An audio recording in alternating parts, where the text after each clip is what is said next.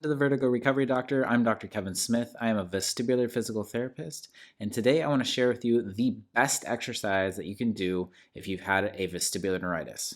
Now, let's say that you've experienced a vestibular neuritis, you're over that acute phase of that kind of constant spinning sensation, and you're more into this kind of just generalized dizziness imbalance. This is when you want to start doing that exercise, not during the acute phase where it's just constant spinning. You got to let yourself recover from that, and then you can kind of go into starting with this exercise, but pacing it appropriately and working your way up. Now, you can have this exercise is going to target the VOR, the vestibular ocular reflex.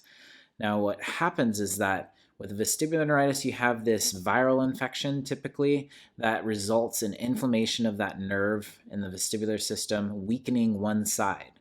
So, if you have one side that's weaker than the other, that can cause dizziness, but it can also affect that VOR, the vestibular ocular reflex, because signals aren't being sent as quickly as they used to. And so, what that VOR does is when you turn your head quickly, it keeps your eyes on target. So if you have a weakness on one side, let's say the left side, and you turn your head quickly to the left, your eyes may go with your head and then come back, and you'll probably experience the sensation of the world having to catch up with you when you turn your head quickly. Now, doesn't only come from vestibular neuritis. It can come from Meniere's disease, concussions, other disease processes, but this is most classically found with a vestibular neuritis. But the good news is that there's an exercise you can do that has a lot of research behind it on how to best rehab this reflex. Now, you need to do it a lot. I'd say 18, 20 minutes a day, even more if you have some kind of chronic vestibular hypofunction.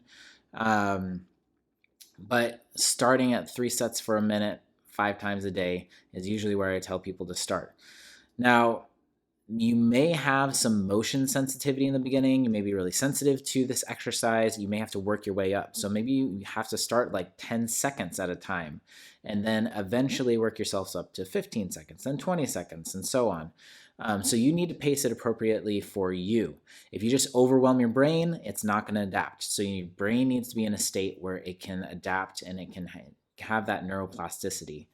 So that's the first thing to know, is that you want to pace it appropriately. And the second thing is that maybe you can't go as fast as what would be ideal for this exercise in the beginning based on that kind of motion sensitivity. So again, tailor this exercise towards how you are feeling. If you're able to go faster, if you're able to go longer, do it. But if your symptoms are getting too high, don't overwhelm your brain.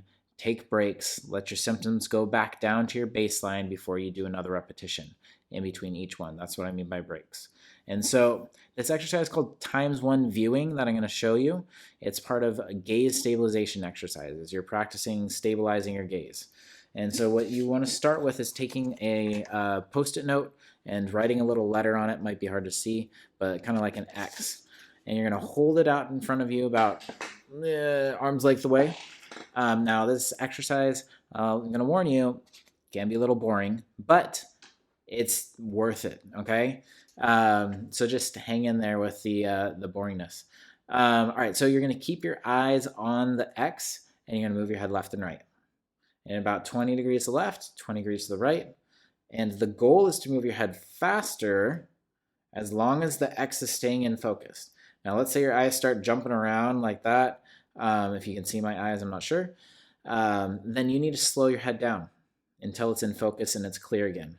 But the goal is to move faster once again until you hit that line of where your eyes start to jump off, where it starts to get blurry, because you're trying to introduce an error to the brain to correct for. So if you don't introduce an error, then the brain has nothing to correct for. Again, keep in mind what you need to pace for according to your symptoms. But if you're able to go faster, you want to go up to that line of where your eyes start to jump off or that it starts to get blurry so that your brain knows what to correct for. And then you have to slow back down, get it in focus again so that you don't overwhelm your brain, right? and then you can try to go a little bit faster. So you're never going the same speed. You're either trying to go a little bit faster, or you have to slow back down a little bit. You kind of have to play with it, and you want to push up to that line and try to get yourself to go faster with still keeping it in focus. That's how you train the VOR. So that's called times one viewing, and there's a lot of progressions that you can do with that exercise to make it harder. I'll cover that in another video. But that is going to be one of the best exercises that you can do for a vestibular hypofunction or weakness in one side. Now, I don't just give this for if you have some kind of impairment in the VOR.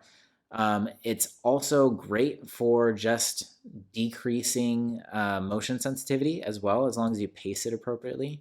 It's also great for balance, and I almost always do this exercise while standing because it's going to help with your balance. It's going to help with your stability.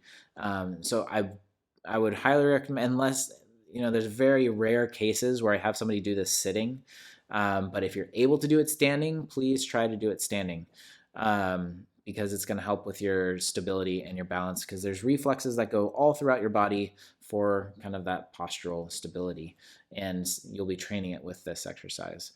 Let's see. So start with five sets of, 3 sets of a minute, 5 times a day. You may need to do more if you've had a chronic hypofunction where you've had it for a really long time.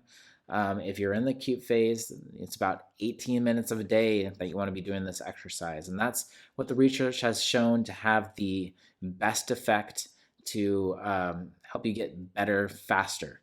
So something's better than nothing. So if you're only able to do a little bit, start with just a little bit. But try to work your way up to doing that full 18 minutes a day for an acute problem. If you have a chronic problem, then you're probably gonna have to do it a little bit longer or more often. I think the research even showed doing it up to 40 minutes a day, which is a lot. Yes, I know. But if you are motivated and you want to get better, go by what the research says. I'll put a link down in the notes below for my website on where you can learn a little bit more about this. And I have a whole graph on, if you have one side is weak, or both sides have a hypofunction, or if you have it acute or chronic, how long you should be doing this exercise for. So you can follow the link below to learn more about that. And if you're not sure what's causing your dizziness, grab my free ebook. I'll put the link below for that as well, on the 5 most common causes of dizziness and what to do for them. If you have any questions, please feel free to leave them in the comments below. Let me know what your experience is with this exercise and if it was helpful for you or not.